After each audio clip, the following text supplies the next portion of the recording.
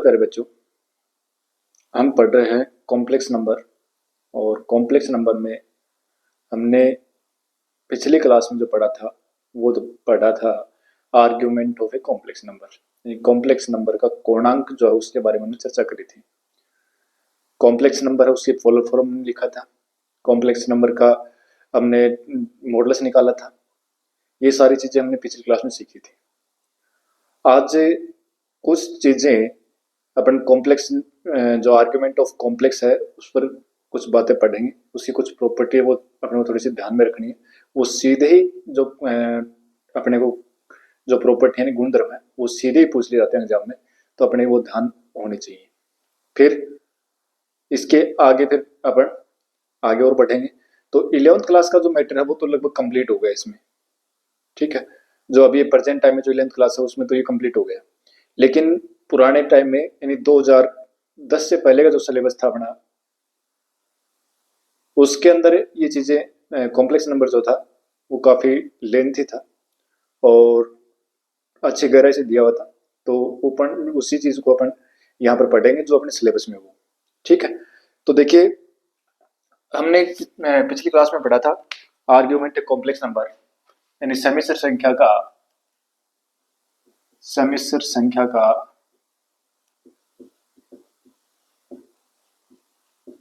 पूर्णांक हम पढ़ रहे थे, ठीक है। यानी argument of a complex number of a complex number, ये अपन पढ़ रहे थे, ठीक है। आर्ग्यूमेंट ऑफ कॉम्प्लेक्स नंबर अपन पढ़ रहे थे। अब देखो क्या था उसमें कि कोई भी नंबर था अपने पास z बराबर x प्लस आइटा वाई, ठीक है। और हमने क्या क्या पढ़ा था, एक तो मोड ऑफ z पढ़ा था, वो तो क्या था root of x square plus y square. ये तो था आपका मापांक यानी समिश्र संख्या का मापांक यानी modulus of a complex number. फिर हमने पढ़ा था कि थीटा पढ़ा था, theta is equal to tan inverse mod of y upon x. अब ये थीटा जो था ये कोणांक भी था, ठीक है। लेकिन कोणांक ये थीटा कोणांक कब है, जब थीटा कौन से क्वाड्रेंट पे, फर्स्ट क्वाड्रेंट पे है। लेकिन अगर जैसे मान लो कि आपका कॉम्प्लेक्स नंबर अगर फर्स्ट क्वाड्रेंट में है तब तो थीटा जो है वो टेन जो आपका कोणांक है वो यानी आर्ग्यूमेंट ऑफ जेड जो है वो तो tan inverse root mod of y upon x हो जाएगा, ठीक है। अन्यथा यानी क्या क्या पढ़ा था अपन ने कि यदि जेड फर्स्ट क्वाड्रेंट में है तब तो जो इसका आर्ग्यूमेंट ऑफ जेड जो है वो क्या होगा, आर्ग्यूमेंट ऑफ जेड जो था वो अपना था tan inverse y upon x, modulus लगा हुआ था और इसी को अपन थीटा कर रहे थे, ठीक है। अगर जेड सेकंड क्वाड्रेंट में था, ठीक है, तो आर्ग्यूमेंट ऑफ जेड जो था वो क्या था पाई माइनस थीटा था। जेड बिलोंग्स थर्ड क्वाड्रेंट में अगर जेड है तो आर्ग्यूमेंट ऑफ जेड जो था वो क्या था माइनस पाई माइनस थीटा था। और जेड जो फोर्थ क्वाड्रेंट में है तो आर्ग्यूमेंट ऑफ जेड जो वो क्या आएगा अपने पास माइनस थीटा आएगा, ठीक है। ये चीज अपने पढ़ी थी। अब देखो कुछ प्रॉपर्टी और है जो अपने याद रखनी है। सबसे पहले अगर जेड जो है वो क्या हो, मतलब शुद्ध धनात्मक वास्तविक संख्या, शुद्ध धनात्मक वास्तविक संख्या हो, ठीक है। जेड जो है वो शुद्ध धनात्मक वास्तविक संख्या है, ठीक है। मतलब वास्तविक संख्या जेड जो है वो जेड कॉम्प्लेक्स नंबर, लेकिन क्या है वो वास्तविक संख्या है और वो भी कैसी धनात्मक। जैसे मान लो कि अपन ने लिखा है जेड बराबर 2, ये लिख दिया तो इसमें आइटा वाला पार्ट तो है नहीं, तो इसका मतलब आइटा इंटू 0 ये तो है, ठीक है। तो ये जो संख्या है जेड बराबर 2 ये क्या है, एक शुद्ध वास्तविक संख्या है और वो भी कौन सी धनात्मक वास्तविक संख्या। तो शुद्ध वास्तविक धनात्मक संख्या है तो उस स्थिति में इस जेड को अगर हम उस आर्गेन तल में दिखाएंगे तो कहाँ दिखाएंगे, इस जेड को हम अगर आर्गेन तल में दिखाएंगे तो यही तो दिखाएंगे, एक्स एक्स पर दिखाएंगे, ठीक है। तो एक्स एक्स पर है इसका मतलब कि यहाँ तो जो कोण बनेगा इस लाइन में को इससे मिलाओगे तो जो कोण बनेगा एक्स के साथ में क्या बनेगा 0 बनेगा। तो इसलिए आर्ग्यूमेंट ऑफ जेड जो वो कितना हो जाएगा, यानी argument of z is equal to 0, ठीक है। अगर जेड जो है वो क्या हो शुद्ध धनात्मक काल्पनिक संख्या हो, ठीक है ना, काल्पनिक संख्या हो शुद्ध धनात्मक काल्पनिक संख्या। मतलब क्या हुआ कि जैसे आपको ये दे दिया कि z बराबर आइटा दे दिया, केवल आइटा, इसमें रियल पार्ट है ही नहीं, ठीक है ना, रियल पार्ट नहीं, इसका मतलब रियल पार्ट क्या है, इसमें 0 है, ये लिखा है, ठीक है। तो इसमें ये तो था अपना एक्स एक्सिस और ये था वाई एक्सिस, इस पर तो कौन सा था, रियल पार्ट लिख रहे थे और इस पर इमेजिनरी पार्ट लिख रहे थे। तो यहाँ तो इमेजिनरी पार्ट ही तो है, तो इसका मतलब आइटा अगर दिखाओगे तो वो कहाँ आएगा, यहाँ आएगा, ठीक है। अब इसको अगर इससे मिलाओगे तो ये एक्सिस के साथ कितना कोण बना रहा है, 90 डिग्री का। तो अगर शुद्ध धनात्मक वास्तविक संख्या है तो आर्ग्यूमेंट ऑफ जेड जो है वो कितना होगा, argument of z is equal to pi by 2, ठीक है। इसी प्रकार से अगर जेड जो है वो शुद्ध ऋणात्मक वास्तविक संख्या हो, नेगेटिव रियल नंबर हो, ऋणात्मक वास्तविक संख्या हो, ठीक है। तो उस स्थिति में आर्ग्यूमेंट ऑफ जेड जो है ना वो क्या आएगा, आर्ग्यूमेंट ऑफ जेड, तो उस स्थिति में आर्ग्यूमेंट ऑफ जेड बराबर कितना जाएगा, पाई आ जाएगा, क्योंकि जेड बराबर क्या दे रखा है, केवल जैसे -2 दे दिया, तो -2 दे दिया, इसका मतलब इसमें जो इमेजिनरी पार्ट है वो 0 है, यानी आइटा इंटू 0 है, ठीक है। तो मतलब क्या हुआ है कि इसको अगर हम आर्गेंटल में लिखेंगे तो क्या लिखेंगे, -2 और 0 लिखेंगे, तो -2 और 0 कहाँ मिलेगा, ये तो मिलेगा, तो ये जो कोण बनेगा कितना बनेगा, 180 का, यानी पाई का। फिर ये थर्ड हो गया। फोर्थ जो पॉइंट है ना अपना वो क्या जाएगा कि जेड जो है वो क्या हो, शुद्ध ऋणात्मक काल्पनिक संख्या, शुद्ध ऋणात्मक काल्पनिक संख्या है। तो उस स्थिति में आर्ग्यूमेंट ऑफ जेड जो है वो कितना आएगा, आर्ग्यूमेंट ऑफ जेड जो है वो कितना जाएगा, उस स्थिति में आर्ग्यूमेंट ऑफ जेड जो है वो क्या आएगा, माइनस पाई बाई 2 आएगा, -π/2। क्यों, क्योंकि देखो ये इस बार शुद्ध ऋणात्मक काल्पनिक संख्या, शुद्ध ऋणात्मक काल्पनिक संख्या, ठीक है। तो प्योर आपके प्योर नेगेटिव इमेजिनरी नंबर, ठीक है। तो क्या जाएगा, z equal to minus iota, ये तो आएगा, ठीक है। तो इसको अपन क्या लिख सकते हैं, 0 प्लस माइनस आइटा लिख सकते हैं। तो यहाँ पर रियल पार्ट तो होगा 0, इमेजिनरी पार्ट होगा कितना हो गया, -1 हो गया। तो अगर 0 और -1 को दिखाओगे तो कहाँ दिखाओगे, 0 और -1 यही तो होगा, ठीक है। तो ये एंगल यही तो बनेगा, अपने ये साइड देखना है, क्योंकि अपने को पता है कि जो आपका कोणांक वो क्या होगा, -π से और पाई से लेकर के -π से लेकर के पाई तक होगा, लेकिन -π उसमें शामिल नहीं होगा, ठीक है।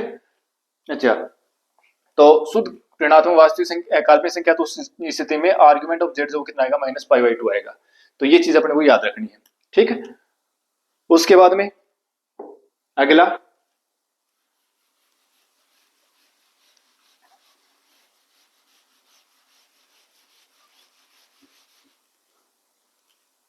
फिफ्थ नंबर पर देखो कि argument of Z, argument of Z जो है वो क्या होगा, बराबर माइनस आर्ग्यूमेंट ऑफ जेड बार, ठीक है। कि आर्ग्यूमेंट ऑफ जेड जो वो क्या होगा, माइनस आर्ग्यूमेंट ऑफ जेड बार,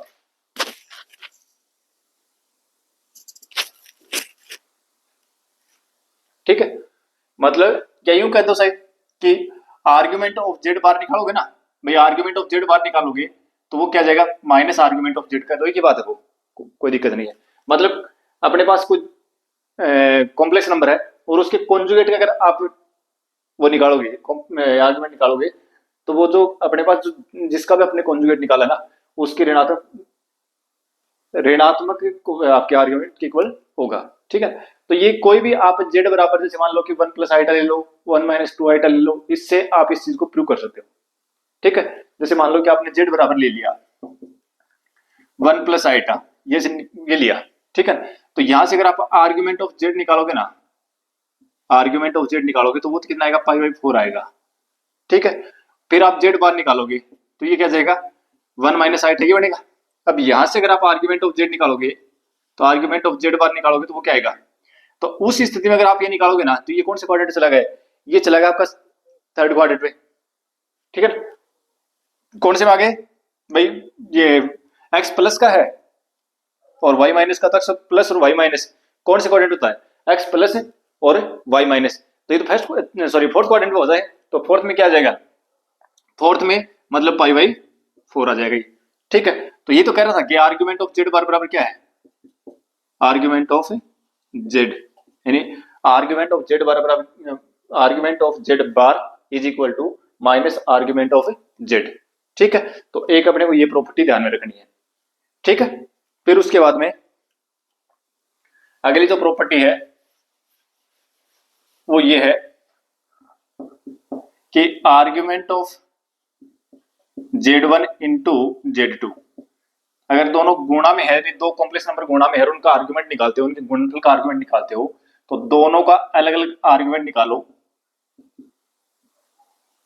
और दोनों को जोड़ दो, बराबर आएगा। मतलब क्या किया अपने पास, हमने क्या किया कि Z1 और Z2 दो अपने पास क्या है, दो कॉम्प्लेक्स नंबर है, उन दोनों को गुणा किया। ठीक है ना, उनके गुणनफल का हमने आर्ग्यूमेंट निकाला। वो आर्ग्यूमेंट किसके इक्वल होगा कि Z1 का आर्ग्यूमेंट निकालो प्लस Z2 का आर्ग्यूमेंट निकालो। ठीक है, इसके लिए क्या करेंगे आप कि कोई भी उदाहरण ले लो कि Z1 बराबर 1 प्लस आइटा और Z2 बराबर 2 प्लस आइटा ले लो। ठीक है, और फिर आप इसको सोल्व करके देख लो, आपके पास ये आएगा। ठीक है, अगर ये तीन दो से ज्यादा अगर कॉम्प्लेक्स नंबर हो तो भी ये बात सत्य है, यानी argument of Z1 dot Z2 Z3 इस प्रकार से अगर Zn तक भी हो ना तो ये बात सत्य है, यानी argument of Z1 plus argument of Z2 plus argument of Z3 इस प्रकार से चलता रहेगा प्लस आर्ग्यूमेंट ऑफ Zn। ठीक है, ये चलता रहेगा। उसके बाद में अगर अपने पास अगर जैसे मान लो कि कोई प्रॉपर्टी है कि आर्ग्यूमेंट ऑफ Z1 बटे Z2 अगर भाग में है तो argument of Z1 minus argument of Z2 जाएगा। ठीक है, तो ये प्रॉपर्टी अपने को कुछ ध्यान में रखनी है। फिर उसके बाद में एक प्रॉपर्टी जो है ना, वो एक क्वेश्चन पूछा हुआ है अपना, तो वो भी अपन प्रॉपर्टी के तौर पर लिख लेते हैं, चलो उसको भी।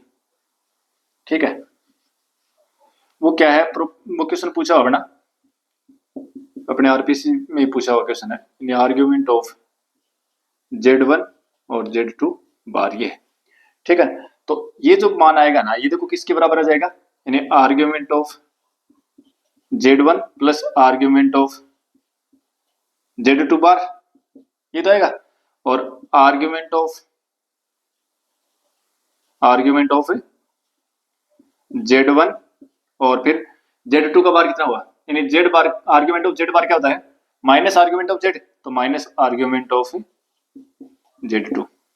ठीक है, ये तो ये पर्सन जो है बढ़िया है, पूछा हुआ पर्सन है, तो ये भाई इसमें देखो एक तो दोनों गुणा वाली प्रॉपर्टी काम में आ गई, ये काम में आ गई, फिर जो Z बार वाली प्रॉपर्टी थी वो काम में आ गई, बस ये तो लिखा है इसमें।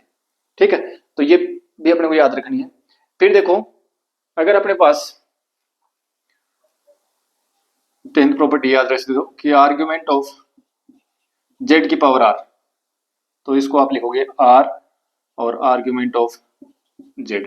ठीक है ना, और प्लस में 2n पाई, और जहां n होगा ना वो क्या होगा, n जो है वो क्या होगा, या तो होगा -1 या 0 या 1। ठीक है, ये होगा। ठीक है, तो ये कुछ प्रॉपर्टी थी जो अपने को याद रखनी है। अब उसके बाद में आप अगली भी प्रॉपर्टी के तौर पर याद रख सकते हो। ठीक है, नहीं बढ़िया पर्सन है, और क्वेश्चन के तरह इसको सोल्व करना चाहोगे तो आप कोई भी एग्जाम्पल लो उससे सोल्व कर लो इसको।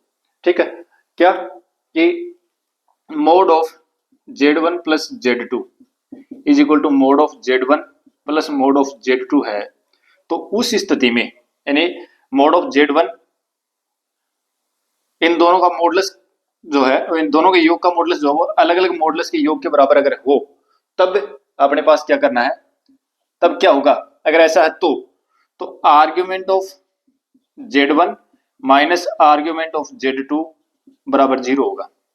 ठीक है, ये याद रखनी पड़ेगा सीधी, यानी modulus of Z1 plus Z2 इन दोनों के मॉडुलस का जो योग है, सॉरी दोनों के योग का मॉडुलस जो है वो दोनों के अलग अलग मॉडुलस के योग के अगर बराबर है तो उस स्थिति में argument of Z1 minus argument of Z2 जो है वो क्या आएगा, दोनों का अंतर जो उस स्थिति में क्या आएगा वो 0 आएगा।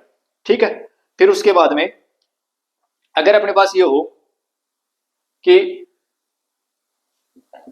अगर ये हो कि mod of Z1 plus Z2 बराबर mode of Z1 minus Z2, ठीक है ना, यानी दोनों के योग का मॉडुलस का और दोनों के अंतर का मॉडुलस जो है वो अगर बराबर हो तो उस स्थिति में तब argument of Z1 minus argument of Z2 बराबर होगा प्लस माइनस पाई बाई 2। ये प्रॉपर्टी अपने को याद रखनी है, ठीक है, कंडीशन ध्यान रखनी है और ये एजुकेशन अपने को याद रखनी है, ठीक है। तो ये कुछ प्रॉपर्टी है जो आर्ग्यूमेंट के ऊपर अपने को ध्यान में रखनी है, ठीक है। तो ये सारी चीजें जो है अपने को याद रखनी है, कंपटीशन एग्जाम के लिए अपने को ये चीजें सारी याद करनी है। सीधी प्रॉपर्टी है वो डायरेक्ट एग्जाम में पूछी जाती है अपनी, ठीक है। बाकी इन पर ज्यादा क्वेश्चन तो आए नहीं, बस केवल आर्ग्यूमेंट ये जो प्रॉपर्टी इन्हीं पर क्वेश्चन पूछे गए हैं और बाकी ज्यादा सीधा आर्ग्यूमेंट निकालना पूछा गया है। तो आर्ग्यूमेंट निकालना अपने पहले सीख लिया था, ठीक है। फिर उसके बाद में एक छोटा सा टॉपिक और है वो और देख लेते हैं। अब जो कुछ भी हम पढ़ेंगे ना वो 11th क्लास में प्रेजेंट टाइम की जो एनसीईआरटी बुक चल रही है ना उससे हटके पढ़ेंगे। अब जो एनसीईआरटी की जो बुक में था वो तो अपने पढ़ लिया, ठीक है। अब अपने पास है कि कल हमने पढ़ा था ध्रुवीय रूप,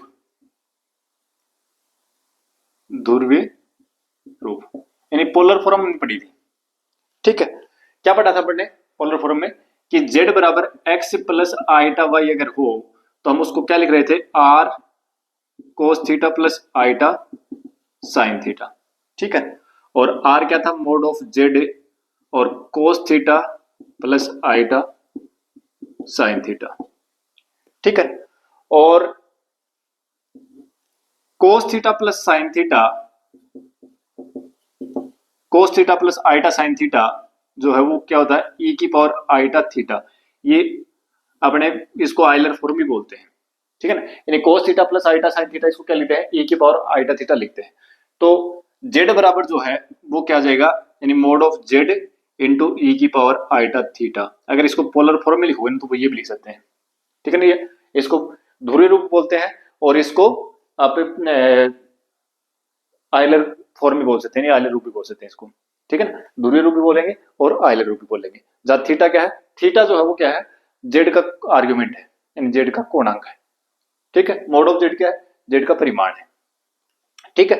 तो ये कुछ चीजें थी जो अपने आर्ग्यूमेंट से संबंधित थी।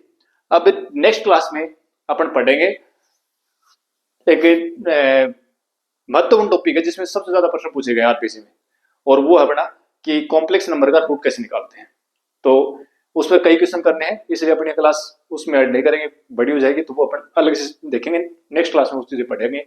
तो आज की क्लास को अपन यही रोकते हैं, और अगर पसंद आए तो लाइक और शेयर जरूर करें, और जितने ज्यादा अगर आप लाइक करते हो शेयर करते हो तो मुझे उससे मोटिवेशन मिलेगा और अच्छी अच्छी क्लासेस बना पाऊंगा।